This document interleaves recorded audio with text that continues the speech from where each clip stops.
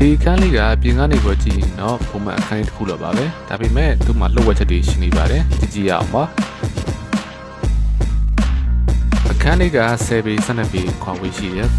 မိဘတွေကပထမဦးဆုံးရိုးရိုးကြီးပြင်ဆင်ထားပြီးတယ်ဒါအောင်မတိုက်တဲ့ကြောကြီးရဲ့သားလေးဟာကရီကာပြီးတော့ဆန္ဒကြတယ်ဒါကြောင့်မို့လို့အခန်းလေးပြင်ဆင်ပေးရတယ်ရှေးဥစွာဗီဒီယိုကြီးတစ်ခုကိုဆင်ပေးမယ်ဗီဒီယိုကြီးမှာအဝတ်အစားတွေကောင်းကောင်းမွန်ခြေလို့ရတယ်ပေါ်မှာလည်းတုံးခဲတဲ့ပစ္စည်းထားလို့ရတယ်အောက်မှာအန်ဆွဲလေးနဲ့တုံးခဲတဲ့ပစ္စည်းတွေကိုထားမယ်ဆက်ကျင်ဘက်ရက်မှာနှမ်းပြီးတော့ထားမယ်ဒါဆိုရင်သူကြိုက်တဲ့အကတွေဆက်ကျင်လို့ရပါပြီ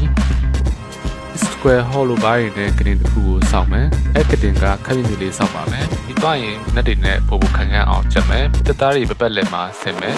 နောက်ကိုမထိအောင် partition လေးကိုအပေါက်လေးဖောက်ပြီးတော့လှလှလေးဆင်ထားမယ်ပပတ်လက်မှာ cushion လေးထားပြီးတော့တော်တော်ဖြစ်အောင်လုပ်မယ်အခန့်လေးဖောက်ပြီးတော့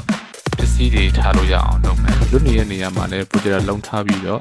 ရုပ်ရှင်တွေကြည့်လို့ရမယ်ဒါဆိုရင်အေးနဲ့ရုပ်ရှင်တွေကြည့်လို့ရပြီအဲ့ဒါအပြင်ပြုံးကြတော့အောင် ready နေထားမယ်အပေါ်တက်လို့ရဖို့အတွက်စက်ခက်လေးကားလေးတစ်ခုကိုထောင်ထားမယ်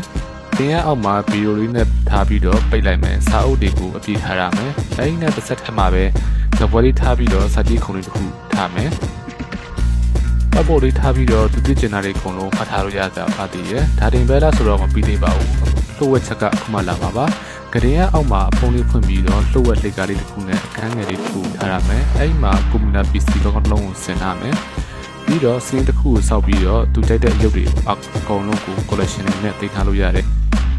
တကားလေးနဲ့ smart ကြအောင်ပိတ်မယ်တစ်ဆက်ထက်မှပဲဆင်းရဲလုပ်ပြီးတော့သူကြိုက်တဲ့ကျွတ်ကျွတ်တွေကိုတင်ထားလို့ရတယ်အောက်မှာရေကတက်အသေးလေးတစ်ခုရှိပြီးတော့ကြိုက်တဲ့အရေးတွေတင်လို့ရတယ်ဒါဆိုရင်တော့ဒီတစ်ခုချလို့ရတဲ့အခန်းလေးတစ်ခုကိုရရှိသွားပါပြီအားလုံးကိုကျေးဇူးတင်ပါတယ်မွေးဒီဇိုင်းက home design မှာဖြစ်ပါတယ်